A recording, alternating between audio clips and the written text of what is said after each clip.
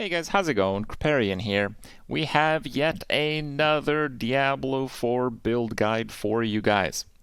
This time it is not a sorcerer. We have a sorcerer build guide of each elemental typing for your choosing, but we are going to end the Diablo 4 launch build guide sessions with a necromancer. And I think this will be a fairly valuable guide because there's going to be players that want to play a more minion focused build, and I don't like what I have seen out there. It certainly does not satisfy what I see in a summoning character. So I had to make one for my own. Now, I made this build for Rania to play, and I have constantly had it in the back of my mind to steal the build and play it myself as well, because I think it is a very good build. Disclaimer, I have not tested this exact build at high level on a necromancer, so possibly some mechanics won't work exactly how we think they work, but I want to give you guys some bases of minion scaling in Diablo 4. It is completely not transparent. Almost all we know is from what the devs have told us directly or what we have experienced in the game, and we can kind of guess on how things work. So this is how I believe they work. Your minions get your stats. Your minions get your stats like critical strike chance and critical strike damage. Why do I think that? Because if you pick up a lethal shrine, which gives you a 100% chance to crit, all of your minions crit every hit as well. Now, it could be that it's coded just for that specific shrine and the crit on your character doesn't carry over, but you know what? I really doubt that. Minions also get a lot of other things from your character. They get your defensive stats as well, so it gives you extra reasons to play a defensively focused character, which we do. They even get your barriers. If you get a barrier, your minions get that same barrier, each of them. So barriers are really strong, but right now there's only one real way to get them consistently, but we do use that. And I believe that minions get like vulnerable damage, otherwise they would kind of suck. Initially we thought there were a lot of damage buckets that multiplied each other and we had a big damage number at the end. It turns out it's just additive damage, crit, and vulnerable damage. Literally just those, okay? So if minions really don't get your vulnerable damage, that would be crazy. So I am quite sure that they do. Your minions get a portion of your stats. Your minions get a portion of your attack speed. I believe the dev said that's about 30% or so, but we know that attack speed is really powerful in Diablo 4. The concept of this necromancer is as follows, and you may read it in the written guide on Mobalytics. Mobalytics will be the home of KRIPP builds, and I will have a link to this build below. So the skeletal mage Necrolord. So we do use the skirmishers. We just use them to tank. We use the, I believe we use the ones that spawn the Reapers, the corpse when they hit a certain percentage of the time, because I always want corpses down. A lot of summoner builds are going to be using corpse explosion. We don't use a single skill that consumes a corpse, but we have tons of skills that create corpses. I want corpses all the time. If I want to use the skeletal healer, which happens priest, if you have maximum skeleton warriors and maximum skeleton mages, the priest buffs their damage and heals them. So I want to be doing that whenever I feel like it. I want no restrictions on corpses. I want corpses everywhere, okay? We sacrifice the golem. The bone golem sacrifice, I believe, gives you 10% attack speed. Some of that is passed on to your minions, but Necromancer is usually a pretty slow character, so getting movement speed, and by the way, you should definitely get movement speed on an amulet. It is the only class in the game that I recommend this, because Necromancers don't have movement skills. So you really need to get movement speed, and you really need to get attack speed, because you're going to use a two-hander, because that's the best thing to use for your minions, but also, well, you need to be able to not get animation locked, which is another kind of hidden defensive mechanic that no one really talks about. So there are certainly reasons for that. I also think golems are not really worth it because they nerf the crap out of their damage, the sacrifice bonuses are pretty good, and most importantly, they take a skill slot. Yeah, how about that? For basic skills, I like Reap. It gives you a damage reduction, which is passed on to your minions, and you can create a corpse. I think if you want to use a skill instead of Reap, you absolutely can. For the core skill, we use Bone Spear. And you might be thinking, why do we use Bone Spear? But Kripp, there is this other core skill called Blight. And if you Control F minion, you will see that it buffs your minion damage. And you know what? You are right. Blight will give you and your minions 15% increased damage if the target is within the Blight. But here's what Constant Vulnerable is going to do from your Bone Spear. It's going to like triple or quadruple your damage of you and your minions. So I think the super consistent vulnerable is much more important than a measly 15%. And there's a lot of people that are touting Bone Spear as one of the best skills in the game, and Bone Spear NECRO as the only real way to play NECRO. What those builds do is they cast Bone Spear like every 3 casts because they have to generate essence with bone splinters. Well, we don't do that. What we do is we use the cold mages, because cold mages chill and freeze constantly. Each time your cold mages damages enemies with their primary attack, you gain 2 essence. So we can just spam Bone Spear, and even though our Bone Spear will do definitely like maybe half the damage of the actual Bone Spear builds, well, we never have to stop casting Bone Spear. We can just keep casting Bone Spear, because this build's going to have infinite essence as long as your mages are alive, and I have very good reason to believe they will generally be. Your damage has 12% chance to create a corpse at target location. There's a reason why we have that. More corpses are good. Blood Mist is like the panic button. I think Blood Mist sucks, but it's all NECRO has. Consuming a corpse grants 9 essence. Not super important, but I think it might be good until you get your... you start with 3 skeleton mages, and you can go to 6. So if you're on 3 skeleton mages, you won't have quite infinite essence. When you go to 6, you might not need that, but again, we don't actually use a lot of those points. The damage and life of your skeleton warriors, 45%. This is a more multiplier. You have to get this. Close enemies take more damage from you. I don't believe this applies to your minions. And they deal 9% less damage to you. This might apply to your minions, but it most certainly applies to your character, which is nice. We max out Decrepify, which slows targets and gives them a chance to be stunned with the first upgrade, and chance to reduce your cooldowns with the second upgrade. So if we have lots of stuff hitting, and yes, NECRO minions have huge lucky hit chance. What is the lucky hit of minions?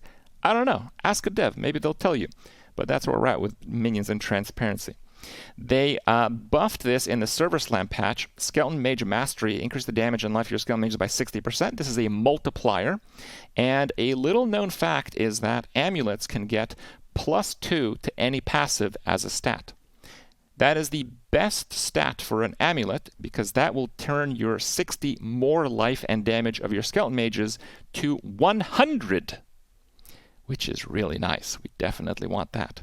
It might be pretty rare to get an amulet like that. You might have to compromise on some of the other stats, but don't you compromise on movement speed.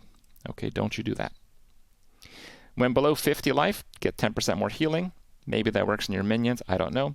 Blood Orbs also heal your minions for 45% of the amount. Sure, you can get some bone-related passives if you want, but this is a very relaxed play style summoner. I think a lot of builds in general in Diablo 4 are just really annoying to play. Do this if it's frozen. Do that if it's stunned. Do this if you have exactly 70 mana. You know, there's a lot, like almost the entire game is that. So the idea behind this build is you walk around, your minions will actually do everything for you. When a corpse is formed from your skills or your minions, fortify for 6% base life. I believe it is confirmed that you fortify and your minions get that damage reduction as well. Ultimate, we use Army of the Dead. Army of the Dead is pretty good because the last upgrade also raises your skeleton warriors and skeleton mages, and I've been told that this works even if there are not sufficient corpses to be rezzed.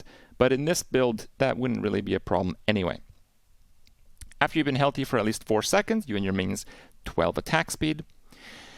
Your minions deal 30% increased damage while you're close to them. And I think because skeleton mages, and you are going to be at a little bit of range, that should be active. Minions cannot lose more than 45% of the maximum life from a single damage instance. I've heard a lot of people complain that minions keep dying in the high levels in Diablo 4, but I've also seen some of the gameplay from the review builds, and players with next to no survivability investment in minions, I don't really see them dying.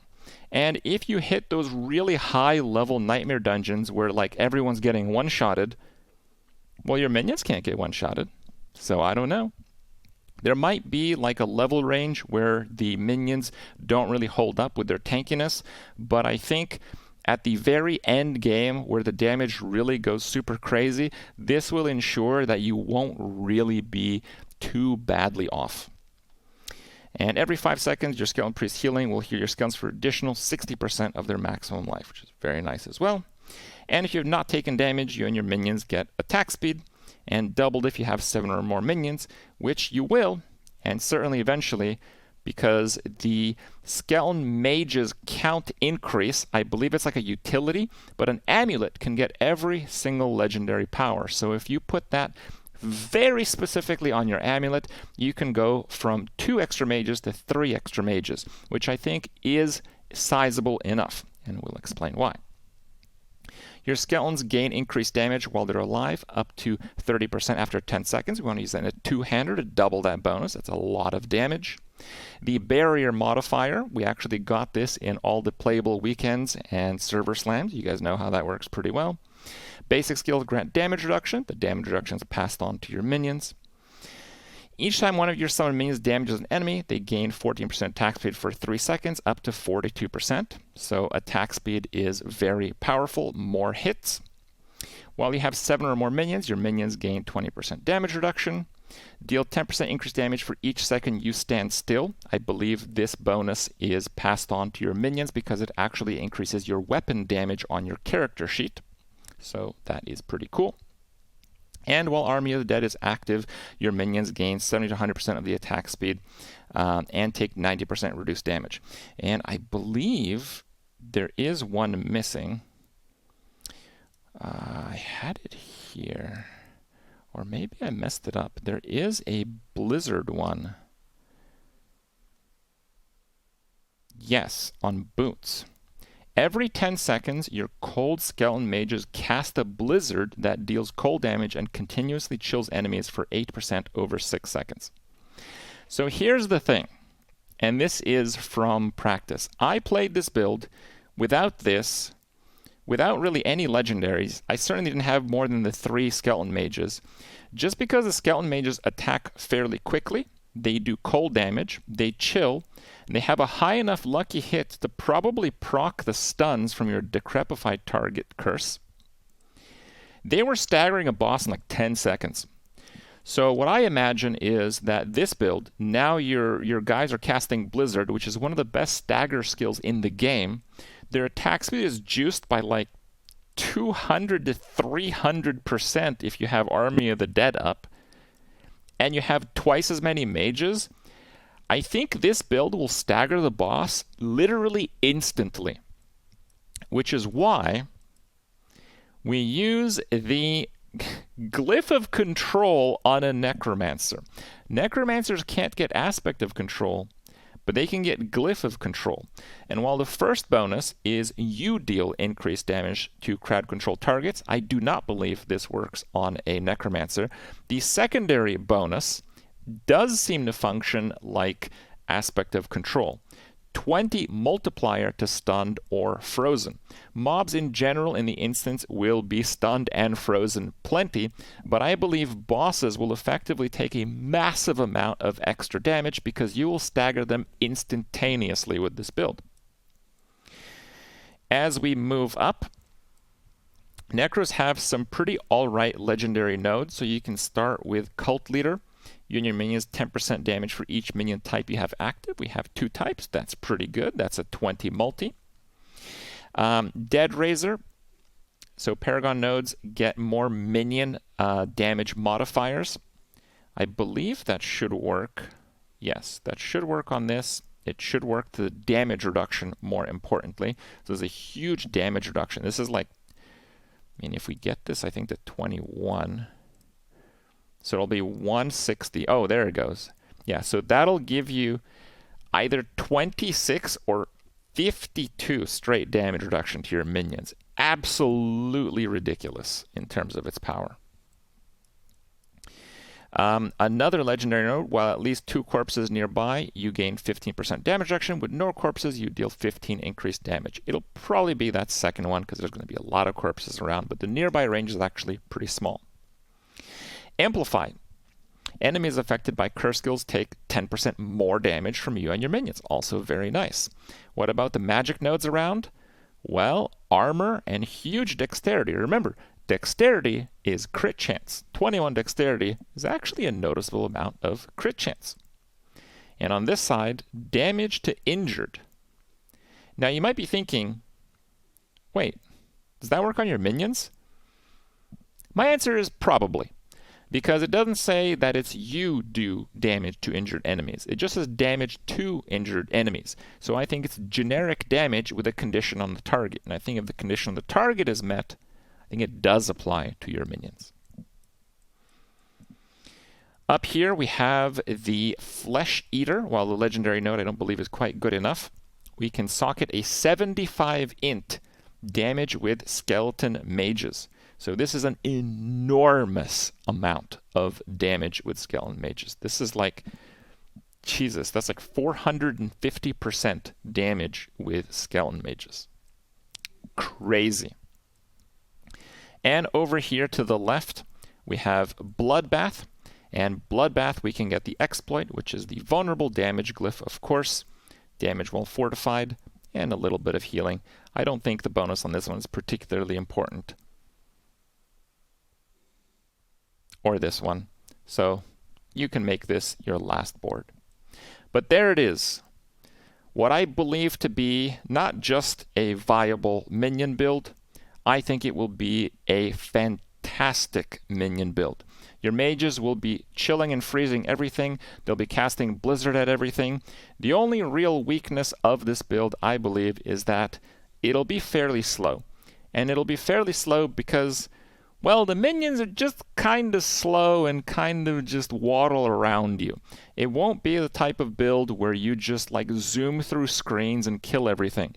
While you're going to be doing the killing, you're not going to be doing the zooming. But I think the typical summoner playstyle will not be able to get rid of this weakness, except for like grouping with like a barb that'll give you movement speed with a shout, I believe, or something like that.